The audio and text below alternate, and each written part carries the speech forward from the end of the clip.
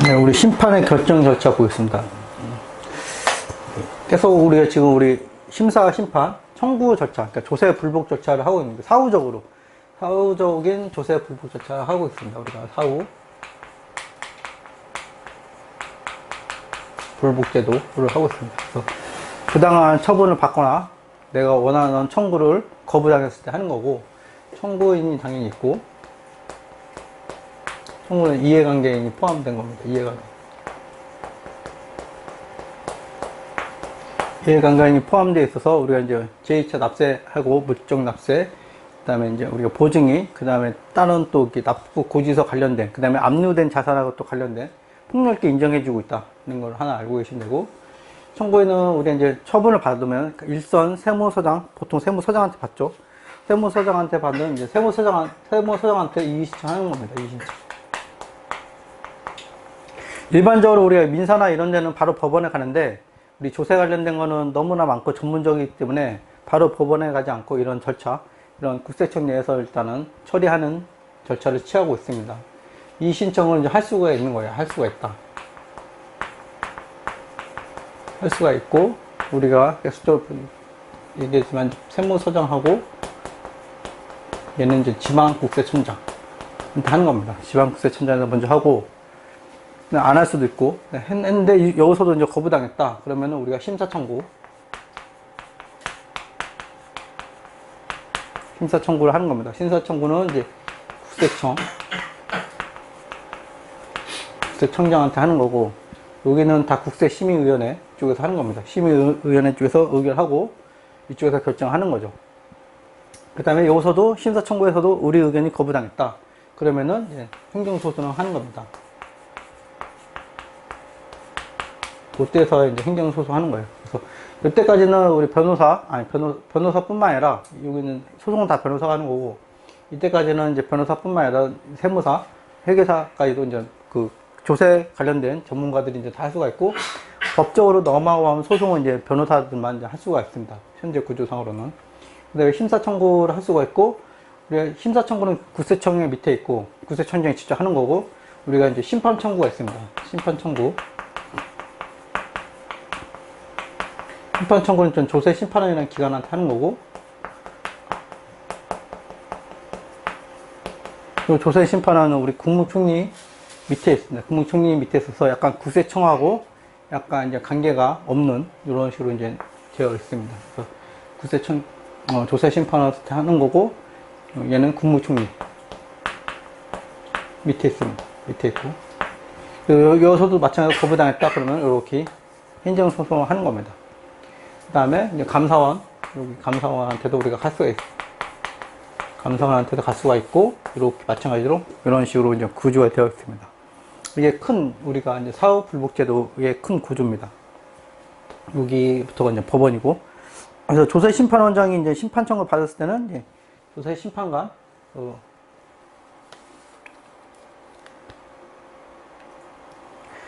조세 심판관 회의가 열리는 거죠. 거기서 심리를 거쳐서 하는 거고, 조사도 아까 다 한다고 그랬고, 하는 겁니다.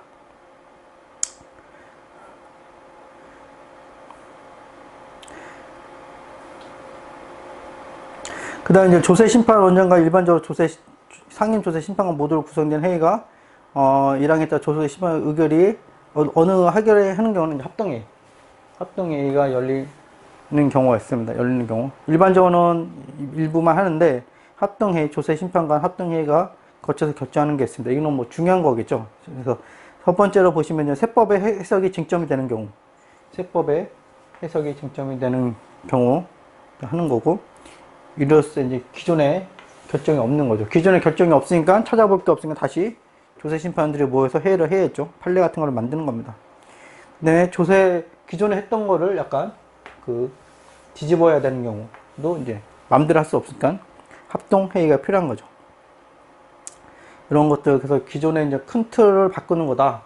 큰 틀을 바꾸는 결정을 해야 되면 우리가 합동회의를 필요하는 거고, 기존 틀을 유지하면서 할 때는 합동회의가 필요 없이 하는 겁니다.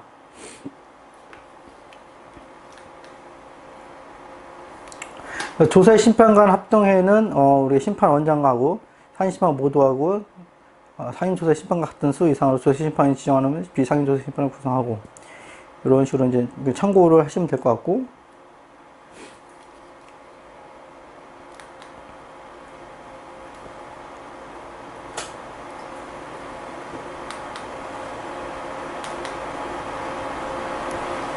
네, 불구, 분리 변경 금지는 똑같습니다. 이쪽에서도 우리가 이제 분리, 변경 금지가 있었고, 불구, 분리가 있습니다. 똑같아요. 그래서 조사심판관 회의 또는 조사심판관의 회의는 81조 중요한 65조 따른 결정을 할 때, 심판 청구를 한 처분 외에 처분에 대해서는 그 처분의 전부 또는 일부 취소, 변경하는 새로운 처분을 결정을 못한다. 똑같습니다. 그것도 이제 똑같고, 청구인한테 불리한 거를 하지 못한다. 이런 것도 이제 똑같습니다. 그 다음에 이제 결정의 효력입니다. 결정의 효력.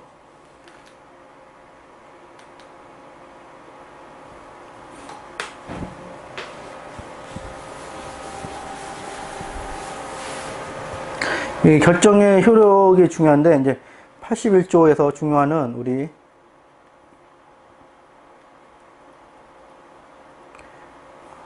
결정은 우리가 이제 각하가 있었고, 이제 기각이 있었고, 인용, 이렇게 세 개가 있었는데, 이런 결정은 이제 강제행정청을 이제 기속하는 겁니다. 강제행정청. 요게 어떤 의미냐면, 이런 거예요. 이게 상당히 좀, 중요한 건데, 보시면 또, 밑에 보면 또, 심판 청구에 대한 결정이 있으면, 해당 행정청은 결정의 취지에 따라 즉시 필요한 처분을 해야 된다. 이렇게 되어 있습니다. 그래서 이게 약간 좀 약간 이상하다고 볼 수도 있는데, 여러분들한테 보시면, 우리 청구인 입장에서 보시면, 청구인은 이 신청을 세무서장하고 지방국세청장이 거부했어요. 이쪽이 이제 우리가 한 걸 거부했으면 우리는 다음 단계로 갈 수가 있는 거예요. 심사청구로 해서 국세청장에 가는 겁니다. 심사청구와 국세청장에서 이제 가면 이쪽에서도 이제 거부당했어요. 거부당하면 우리는 행정소송에 가는 거예요. 이 얘기는 뭐냐면, 요런 표현을 쓰면, 이 신청, 세무서장하고 국세청장이 한 결정이 우리 행동에 그다지 영향을 주지 않아요. 왜냐면 다음이 있으니까. 우리 청구인은 대법원까지 갈 수가 있어요. 1심, 2심, 3심. 이렇게. 3심은 대법원이기 때문에, 대법원까지 가면 이제 끝난 거예요. 대법원까지 가면 끝난 거예요. 그래서 우리 청구인 입장에서는 뭐 구속력이 딱히 없어요. 이런 분들이 심판 청구에서 조세심판원이 국세청장이 일선 세무서장이 한 결정이 처분이 맞아. 그러면 그냥 법원 가면 되는 거예요. 그런데 여기 보시면 그런데 이런 결정, 조세심판원이 결정한 거, 국세청장이 결정한 거는 어떻게 나오면 행정청을 기속한다거나 행정청을 기속한다. 행정청을 기속하고 해당 행정청은 결정의 취지에 따라 필요한 처분을 즉시 하는 거예요. 즉시. 그래서 약간 이제 뭐랄까 청구인하고 행정청하고 약간 이게 받아들이는 느낌이 달라요. 그러니까 청구인은 그냥 무시하고 그냥 가면 되는데 일반 행정청은 이런 결정을 일단 따라야 됩니다. 따라야 되고, 뭐, 행정소송 하는 거는 또 별도 문제고, 일단은 하는 거예요. 하는 거지, 뭐, 여기서 거부했다. 근데 이렇게 가는 게 아닙니다. 가는 게 아니고, 이쪽으로 갈 수는 있겠지만, 바로 끝난 거예요. 그래서 절차가 좀 행정청하고, 우리 청구인하고, 이게 결정하는 게 좀 다르다. 이런 건 좀 알고 있으면 좋고, 이러기 때문에, 행정청을 이제 기속하기 때문에, 이쪽으로 가는 거는 약간, 제 생각에는 별 의미가 없어요. 왜냐면, 자기네가 했던 거를 반대로 하기도 웃기고, 왜냐면 자기가 했던 거를 틀어지면 뭔가 또 문제 잘못한 거니까. 그래서 그런 조문 때문에 우리가 심판 청구 쪽으로 가는 게 실무에서는 심판 쪽으로 가고, 심정적으로 심판 청구 쪽으로 가는 경우가 많이 있습니다. 왜냐면 이런 것들 때문에 자기가 한 거를 자기가 이렇게 뒤집을 수는 없잖아요. 이거를 웃기니까.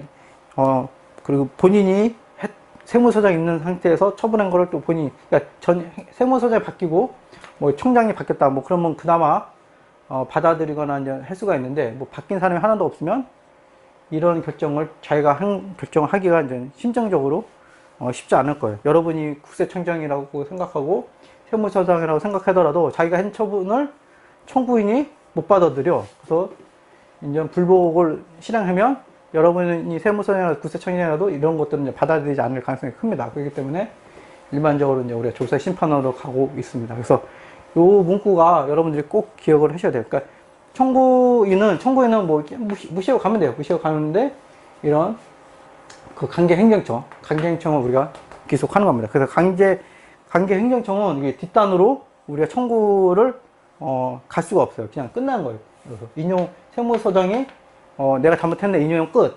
국세청장이 야 청구인이 맞아. 그러면 끝. 끝난 겁니다. 요거를 하나 알고 계시면 좋습니다.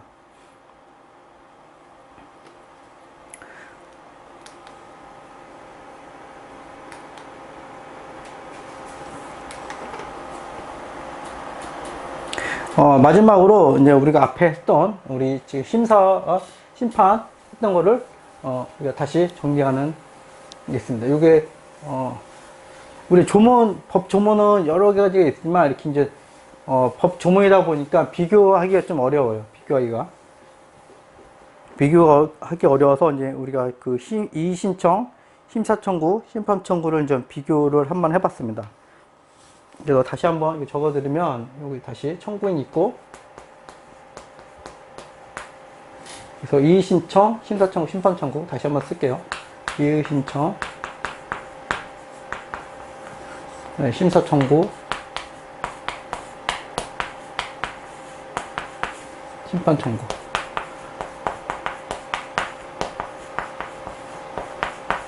이렇게 여러분들도 실제 학습하실 때 그림 그리시는 게 좋아요. 그림 그리시는 게 어차피 절차법이기 때문에 그림 그리시는 게 좋습니다. 그래서 첫 번째 대상은 이제 위법 부당한 처분, 부작위 이렇게 되는데 우리가 이제 법 조문에서는 이제 부당한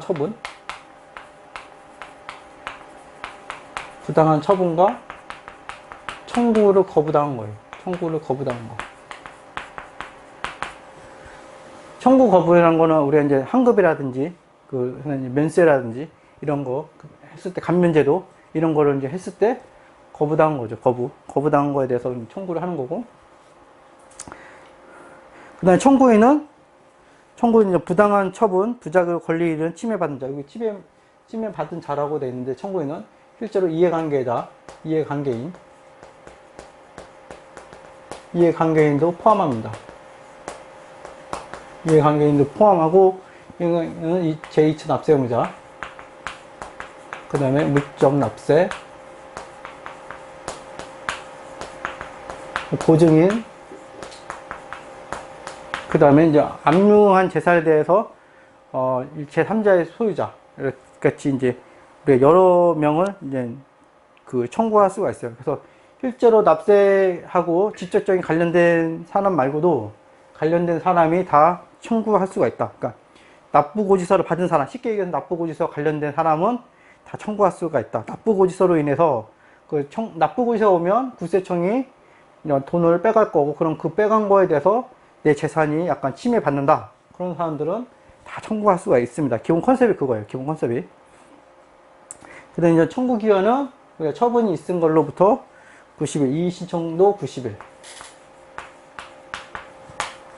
그 다음에 이것도 마찬가지로 90일입니다. 90일. 청구 기간은 똑같이 90일입니다. 90일. 이렇게도 90일, 바로 90일인 거고, 이의 신청 올 때도, 이때도 90일이에요. 90일. 그래서 처분이 있은 것으로 안 날 또는 이의 신청 결정 통지를 받은 날부터 90일. 그러니까 90일 이렇게 되어 있습니다. 그래서 이렇게 가면 기본적으로 90일, 180일이 날아가는 거예요. 그래서 보통 제가 앞서 설명드린 것처럼 보통 조세 관련 거는 이제 전문적이다 보니까 우리가 대리인을 많이 써요. 대리인에 대한 비용은 대부분 그 시간이 돈이잖아요. 그렇기 때문에 이렇게 대리인 쓰면 보통 이렇게 가지 않고 자기가 돈이 많다. 뭐 그럼 이렇게 가겠죠. 그리고 그렇지만 보통 이렇게 갑니다. 왜냐면 이 시청이라는 게 누구한테는 그 처분한 사람한테 가는 거예요. 처분한 세무서장한테 가는 거기 때문에 처분한 세무서장한테 가는 거예요. 처분한. 기본적으로 일단 처분이라는 거는 일단 담당 세무서장보다도 그 밑에 있는 분이 하실 텐데, 실무 세무 공무원이 하시겠죠. 세무 공무원이 하실 텐데, 처분할 때도 당연히 이런 세무서장한테 승인받고, 세무서장이 최종적으로 승인받고 나가는 거기 때문에 본인이 결정한 거를 본인이 바꿀 가능성이 상당히 적겠죠. 그리고 가능성도 적고, 그 다음에 대리인을 쓰는 비용도 많이 쓰고, 그래서 실제로 이의 신청은 그다지 많이 하지 않습니다. 이의 신청은 그렇기 때문에 분명한 거, 명백하게 세무서장 쪽 일선 세무서에서 필수한 거에 대해서는 이의 신청을 해도 해도 좋지만, 그렇게 애매모호한 것들은 이의 신청한다고 해서 별 의미가 없어요. 그래서 이의 신청은 큰 의미가 없다는 거 하나만 아시면 되고, 그 다음에 피청구인은 세무서장, 그 다음에 지방국세청장입니다. 지방국세청장. 이거는 법원과도 거의 비슷해요. 법원에 우리가 이제 최종적으로 청구인이 가도 우리 피청구인은 세무서 지방국세청장이 대부분입니다. 그 다음에 절차의 임의성 여부라는 거는 계속 말씀드리지만 이의 신청은 할 수 있답니다. 할 수 있다. 옵션입니다. 옵션. 이의 신청은 옵션이고 안 해도 상관없습니다. 그 다음에 심사청구나 심판청구는 둘 중에 하나는 무조건 거쳐야 되는 겁니다. 그리고 심사청구하고 심판청구를 두 개 다 제기할 때는 여기 심판청구를 한 걸로 보는 거예요. 그러니까 그 말 자체가 심판청구가 좀 더 중립적이라는 거를 우리가 내포하고 있습니다. 그래서 심사청구하고 심판청구를 양쪽이 다 할 수가 있는데 우리가 심판청구를 한 걸로 본다는 거고, 네, 집행과 관계는 집행부 정지 원칙. 그러니까 집행이 청구하더라도 집행이 정지되지 않는다. 집행 정지 아닙니다. 집행 정지 아니고 당연히 중요하고 심각한 손해를 끼치면 예외적으로 가능하다. 예외적으로 정지된다. 이렇게 알고 계시면 됩니다. 예외적으로 정지된다. 그 다음에 보정기간. 여러분들이 이제 보정기간에서 제가 이제 말씀드린 것, 보정기간도 이제 법조문을 읽어드렸는데, 읽어드린 이유가 있습니다. 이의 신청에도 20일이었고, 심사 청구에도 20일이었어요. 근데 심판 청구에서는 보정기간에 대해서 이제 딱히 안 나오고 이게 상당한 기간을 하는 겁니다. 이게 좀 다른 거예요. 그래서 여러분들이 이제 지문이 많이 나오는데, 이제 이의 신청, 심사 청구, 심판 청구에 대해서 이제, 비교하는 지문이 나올 수가 있습니다. 비교하는 지문이 나오면, 보정에 관해서 이의 신청하고 심사 청구는 20일이지만, 심판 청구, 이쪽 심판 청구는 없다. 보정이 20일이 아니다. 20일이 아니다. 상당한 기간을 준다는 게 좀 다른 부분입니다.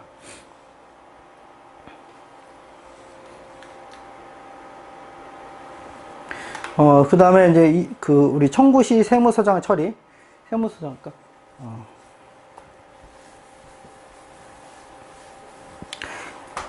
이의 신청은 7일 이내에 의견서를 첨부하여 지방국세청장에게 송부합니다. 지방국세청장에게 송부하는 거고, 심사 청구는 7일 이내에 의견서를 첨부하여 국세청장에 송부. 국세청장이 결정하니까. 심판 청구는 10일 이내에 답변서를 첨부하여 조세 심판을 청부. 이게 10일 이내에 하게끔 되어 있습니다. 그래서 세무서장은 두 개, 세무서장 이의 신청하고 심사 청구는 7일 이내에 상위한테 보고하고, 심판 청구는 그 10일 이내에 조세 심판원, 당연히 조세 심판원한테 가겠죠. 조세 심판원한테 가는 겁니다. 심사 청구는 국세청장이 최종적으로 결정하는 거고, 심판 청구는 우리 조세 심판원에서 하기 때문에 그쪽한테 보내는 겁니다. 근데 청구인의 권리는 자료 열람권, 의견 진술권 있고, 마찬가지로 여기도 심사 청구와 심판 청구도 마찬가지로 자료 열람권과 의견 진술권이 있습니다.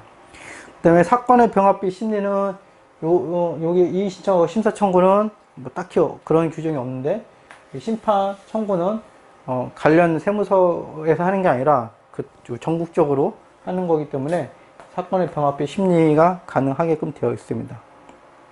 그 다음에 증거서류나 증거물 제출 보시면 청구시 증거서류나 제출물을 제출하고, 청구시 제출하고 이의 신청과 동일합니다.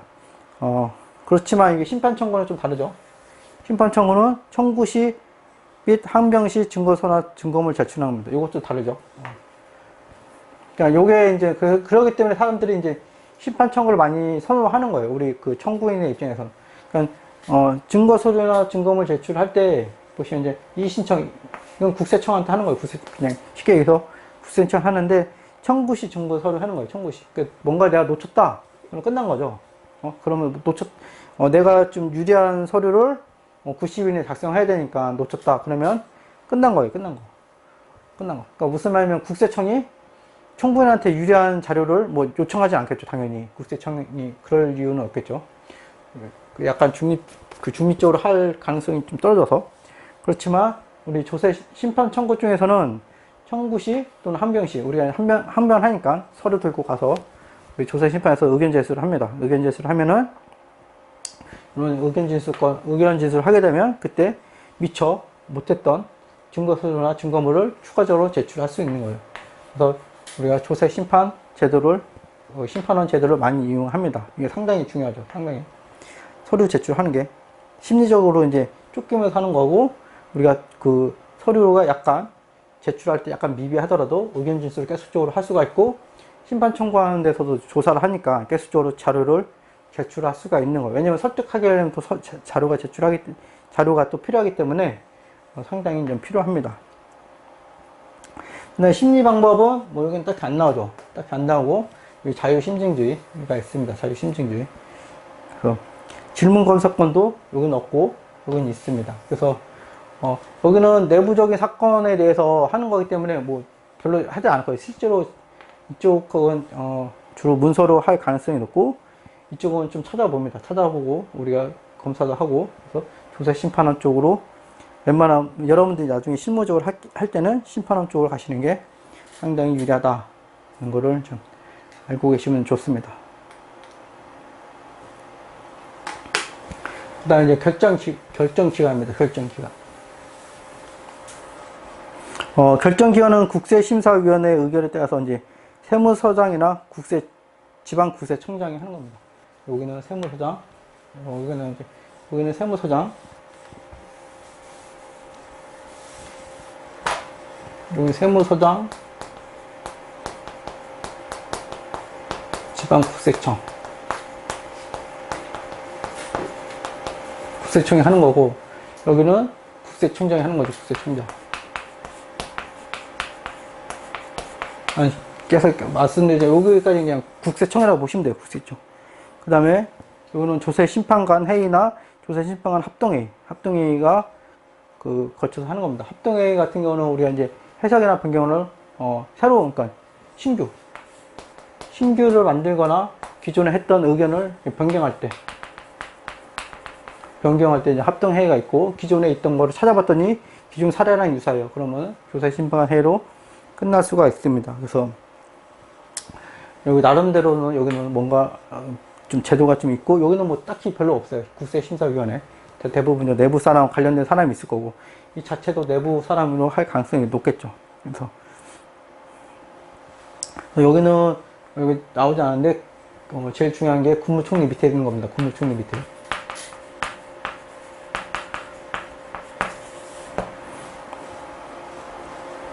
그 다음에 제적, 기피, 회피는 당연히 다 있습니다. 제적, 기피, 회피는 우리가 마찬가지 양쪽 다 있습니다. 작아서 안 보이지만 다 똑같이 제적, 회피, 기피가 있고, 여기는 보시면 제적과 회피만 있어요. 회피. 제적과 회피만 있고 기피는 없다. 하나 참고로 알고 계시면 되실 것 같아요. 크게 차이 나는 거는 보존기간에서 20일이고, 여기는 상당한 기간이고, 여긴 제적과 회피가 있고, 여긴 기피까지 있다. 그러니까 여기는 제적, 회피, 기피. 여기는 기피가 없는 거예요. 그러니까 약간 불리하죠. 이 사람은 나한테 뭐랄까 불리한 걸 많이 했던 사람이야. 그런 거를 알아도 뭐 할 수가 없는 거. 여기는 내가 기피를 할 수가 있는 거죠. 그러면은 받아들일 수 있는 겁니다. 그 다음에 결정기간.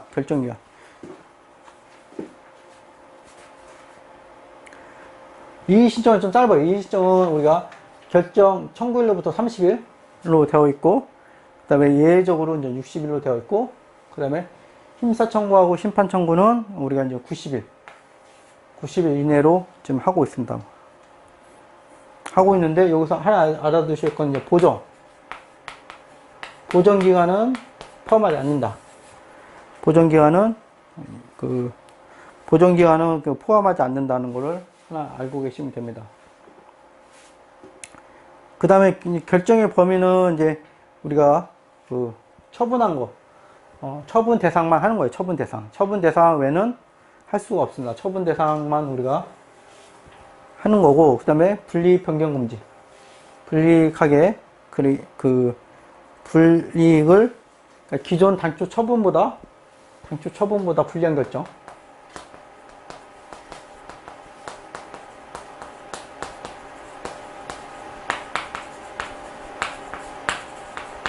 불리한 결정 못합니다.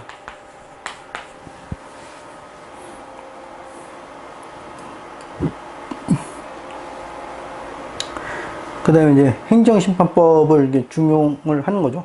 그 다음에 이제 기속력이 있습니다. 우리가 기속력.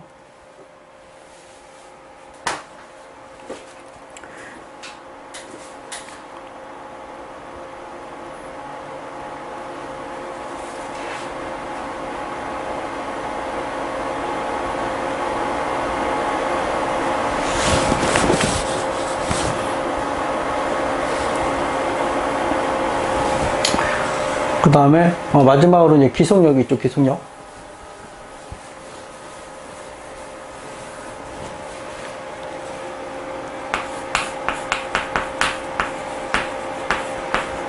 기속력이 중요한데 우리 청구인은 여기서 이제 우리가 이제 각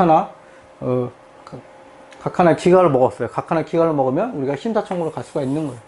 그리고 여기서도 각 하나 기각을 먹으면 우리가 다음 행정소송으로 바로 갈 수가 있는 거예요.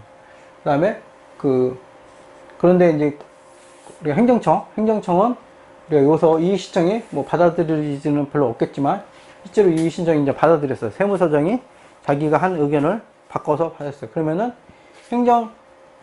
행정청을 행정청에 기속하는 겁니다.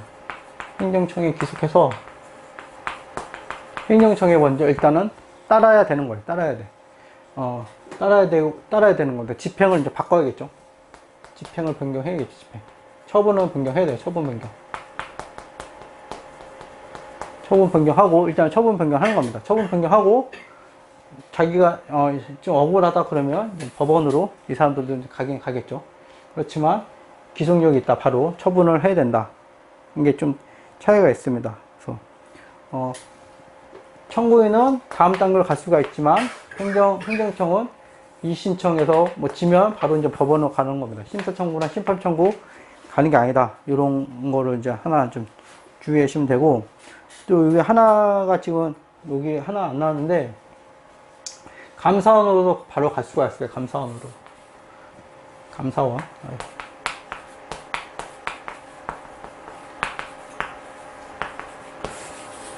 감사원으로 가는 건 감사원법. 이쪽에 법에 따르니까 감사원법에 우리가 한 겁니다. 감사원법.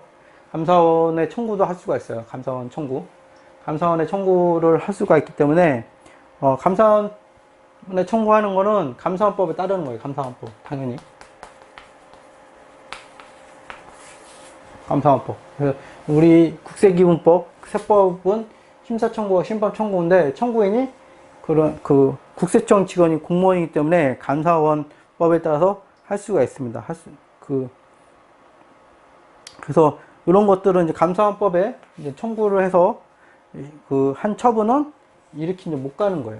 이렇게 우리 맨 처음 우리 첫 번째 55조에 나오는 겁니다. 그래서 청구인은 이의신청, 심사청구, 심판청구, 또 감사청구를 할 수가 있고, 감사청구에서 지면 바로 행정소송을 가는 겁니다. 감사원 청구, 심사청구, 심판청구 중에 하나를 하는 겁니다. 그래서 다시 정리해서 쓰면,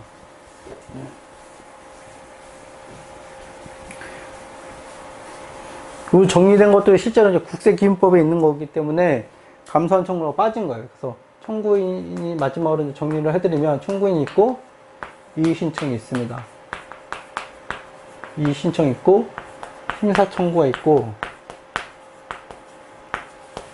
심판청구가 있어요. 그 다음에 감사원 청구. 이렇게 쓰면, 이렇게, 이렇게, 이렇게, 그 다음에 행정소송.